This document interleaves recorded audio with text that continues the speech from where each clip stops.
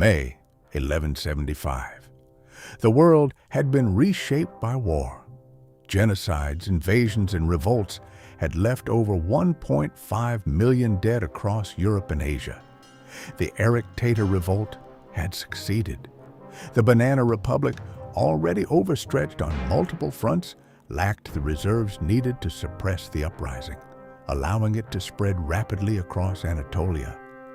As the revolt grew, Eructator himself began reconsidering his goals. Fearing that Hayes would eventually respond with mass repression or even genocide against the Eructators, he abandoned the idea of permanent revolution and instead pushed for the creation of an autonomous Eructator state. Negotiations soon began between Eructator and Hayes. The resulting agreement was ratified in Helioscity during the Dogesis Conference. The treaty established several key points. The Eructators would retain the right to self-determination while remaining a vassal of Bananapol. The new state would stay within the Bananian sphere of influence. The Eructator homeland would be established in the Caucasus region as agreed upon by Helios, Hayes, and Eructator. The Eructator army would be limited to 70,000 troops unless expanded with Bananian approval. Hayes agreed to transport 5 million Eructators alongside military equipment and supplies for a total cost of 25 million banana coins. Until the migration was completed, the region was governed jointly by Helioscity and Bananian paramilitary forces. Over the next 7 months, nearly 5 million Eructators were relocated into the Caucasus. During the resettlement, local tribes were massacred and displaced by Eructator and Bananian forces to make room for the new population. On March 5th, the Eructator state was officially proclaimed, uniting most of the Caucasus under its control.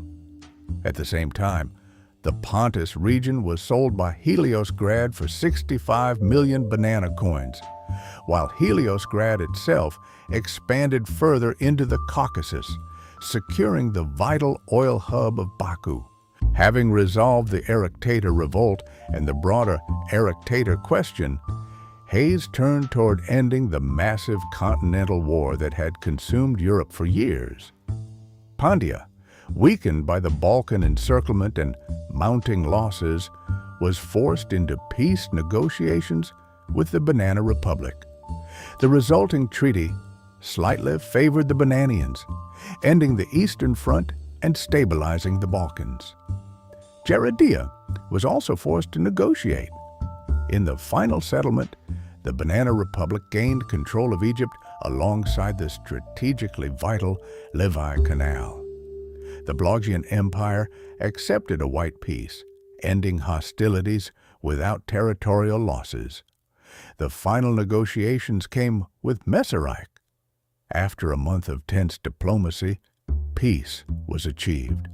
The Banana Republic annexed Dalmatia alongside several smaller territorial adjustments, securing dominance over much of the Adriatic coastline. With the wars over, Hayes launched a massive expansion campaign. In the Levant, Bananian territory was extended to connect directly with Egypt. In the Balkans, the Republic expanded toward the Danube, incorporating hundreds of thousands of new subjects from dozens of ethnic groups. The Banana Republic had transformed into a continental empire. Public morale skyrocketed and support for Hayes reached unprecedented levels. Seeing this moment as the beginning of a new era, Hayes invited Helios and Bosin to Bananople. On June 1st, 1176, during a grand ceremony in the capital, Bosin crowned Hayes as emperor, marking the beginning of what became known as Pax Bananica. Meanwhile, Messerich descended into political chaos. Years of failed wars, economic devastation, and enormous casualties shattered public faith in Messerianism and in the dictator Messer himself. Entire cities had lost generations of men, and unrest spread rapidly across the country. Two prominent figures, Moskin and Heinkel, secretly met in Menace to organize a coup against the regime. Their first objective was eliminating the red shirts, the regime's feared paramilitary organization. Through assassinations and political sabotage, they murdered the leader of the red shirts and blamed rival pro-Messer factions. Infighting soon erupted inside the ruling movement. On July 25th, the coup began. Moskin secured the military while Heinkel seized control of the government.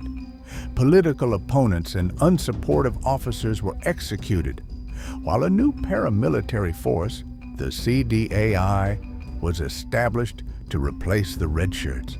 Heinkel then centralized power around a new ideological system combining national syndicalism from Heliosgrad, Strasserism from Irnia Albion, and national communism from the Bloggian Empire. Seeking support among radical anti-Bananian groups, Heinkel launched a massive campaign of genocide and enslavement against the Bananian population of southern Italy. Over 500,000 Bananians were enslaved, while an estimated 2.5 million died through starvation, executions, disease, and forced displacement. Food shipments to southern Italy were halted, while the CDAI confiscated livestock and grain supplies. This atrocity later became known as the Banana Domar. At the same time, Heinkel expanded Messerreich's influence into Spain and Savoy, presenting himself as the leader who would restore national greatness after years of humiliation. The Americas across the Atlantic, a bizarre new nation emerged, the Gay Gunnar Brothers Republic.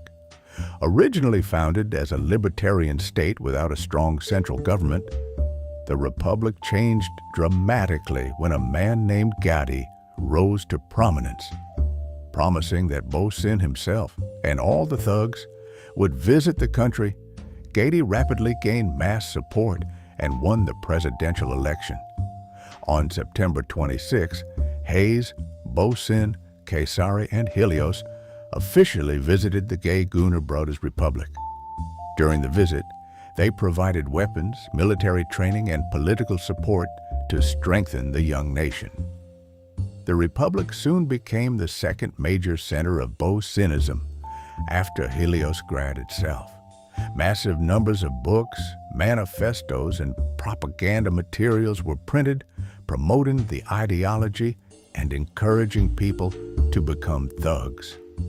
Soon, illegal Bosinist literature began spreading across the world through smuggling networks, especially into Messerreich, where both Bananians and Messerians secretly consumed the banned material despite government crackdowns. Western Front. The fighting between the Bloggian Empire and the Holy Stephanian Doremian Empire grew increasingly brutal. As the power struggle intensified, several Messerian pilots and veteran air crews, many of whom had fought in the Banana Wars, volunteered to aid the Bloggians. Together, Messerian aircraft and Bloggian bombers launched repeated raids against the industrial heartland of the Holy Stephanian Doremian Empire. Some bombing runs succeeded in penetrating deep into enemy territory, while others were shattered by the extensive anti-aircraft fortifications concentrated along the border. On the ground, the Bloggians launched a limited offensive in the south. Concentrated forces managed to break through Stephanian defensive lines, forcing a retreat and creating a dangerous salient. A secondary offensive was then launched in an attempt to reconnect with encircled troops in the north. The operation achieved only partial success, relieving pressure but failing to fully stabilize the front. The Stephanians quickly reorganized. Several divisions were transferred north to eliminate the encircled pocket, while volunteer formations from the annexed Okrug territories were deployed southward to prevent further Blasian counterattacks. Soon after, the Holy Stephanian Doremian Empire launched a major offensive in the north. Multiple defensive lines were breached, and the Blasian front appeared close to collapse. However, determined Blasian counterattacks in the center of the line, combined with the arrival of Jaredian reinforcements, eventually halted the Stephanian advance and stabilized the situation once more. Eastern Front in the east, Heliosgrad launched a major offensive in the south, largely succeeding in liberating the massive pocket created during earlier campaigns.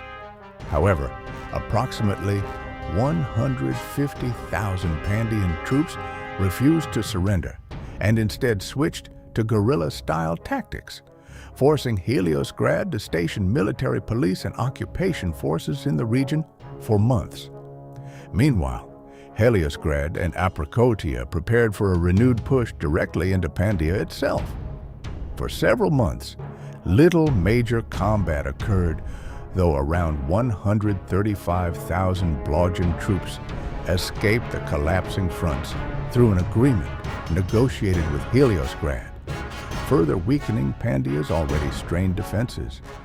Eventually, the Aprakotians and Heliosgradians launched a massive coordinated offensive.